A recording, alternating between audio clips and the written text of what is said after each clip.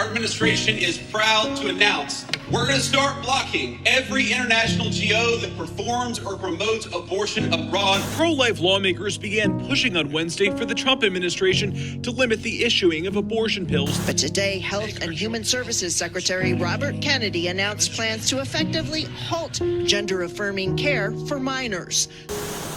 We are living in a time when a lot of people feel hopeless. People are scared right now. I hear constantly young women, families, especially families with trans youth in their lives, they're scared.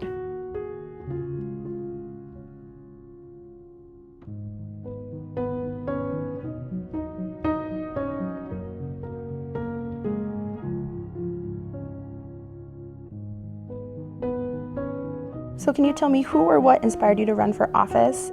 After the 2016 election and watching what was happening to our country, I felt like I couldn't remain silent. So when I first ran for office, I ran on the same premise that a lot of women ran on that year, that if we could organize our community, the people who had felt like their voices weren't represented and didn't have a say in what was happening would show up to vote, and that's exactly what happened. One of my first and biggest supporters was actually Planned Parenthood Votes. It was Planned Parenthood, it was other progressive groups that were helping to recruit women like me to run, including helping to fundraise for us, to promote our candidacies, and helping to provide the support for us that we could run on issues that we knew could be hard or controversial. But especially in this time when so much is on the line, I realize how much being a New Mexican matters, and how much my identity of growing up in a low-income family, and how hard it is to just access the system and basic resources. That gives me a sense of purpose and gets me out of bed every morning to go and fight for our people. What gives you hope? For me, what gives me hope is really thinking through that historical lens, knowing that every generation struggled to move our society, to move justice forward. When you look back at the long history of the United States, after every dark chapter there was a moment, especially when young people helped to move our country forward. When I came into office and took my oath in 2019, New Mexico still had an antiquated abortion ban on the books, and there was an effort from the reproductive justice movement to get that taken off the books if, God forbid, the worst possible thing could happen, which would be Roe being overturned. And at the time, a lot of people said, oh, that'll never happen, they'll never do that. But the foresight was had by Planned Parenthood and other reproductive rights organizations that we had to take that critical action.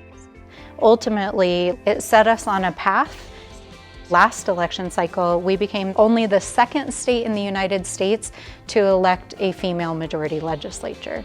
We transformed the body politic of New Mexico with our own bodies, and then we transformed the politics and the policy. And now New Mexico not only has some of the most progressive reproductive rights and justice legislation, we passed one of the most progressive gender-affirming care bills in the United States. We're also the first state in the country to have free child care and early childhood education, to guarantee free college and trade school, the first Native American voting rights legislation in the country. We transformed the state. And it's because we transformed the people that were representing our communities and created a pathway for them to get there. I know for me as a student and as a woman here in New Mexico, it's very important to know what's going on and have the support system of other powerful women that really helps us, move forward. So I really appreciate that. What is a message you want to leave for students like us? I think the message that I would want to leave is to remember that you have power. I think that part of this moment that we're living in is that there are a lot of forces that are trying to make you feel powerless and hopeless and helpless. And I know that the generations coming up right now are going to build a future that is so bright and so beautiful and filled with justice and equity. It will be beyond what our grandmothers and great-grandmothers could have even expected.